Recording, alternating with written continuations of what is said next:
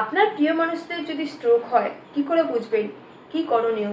মনে রাখবেন একটি কথা, বি ফাস্ট। বি অর্থাৎ ব্যালেন্সিং প্রবলেম, মানুষটি কোনো দিকে হেলে পড়ছে কিনা বা সোজাভাবে দাঁড়িয়ে থাকতে পারছে কিনা। ই ফর আই প্রবলেম, মানুষটি অজান্তে কারোর গায়ে ধাক্কা খাচ্ছে না তো, বা কোনো ল্যাম্পপোস্টে গিয়ে ধাক্কা খাচ্ছে না তো। এ ফর ফেসিয়াল প্রবলেম, মানে কথা বলতে বলতে মুখটা কোনো দিকে বেঁকে যাচ্ছে না তো। এ ফর আর্ম প্রবলেম, মানে হাতটা ঝিনঝিন করছে বা ভারী হয়ে যাচ্ছে বা অবশ হয়ে যাচ্ছে। আর এস ফর স্লার স্পিচ, মানে কথা বলতে বলতে কথা জড়িয়ে যাচ্ছে।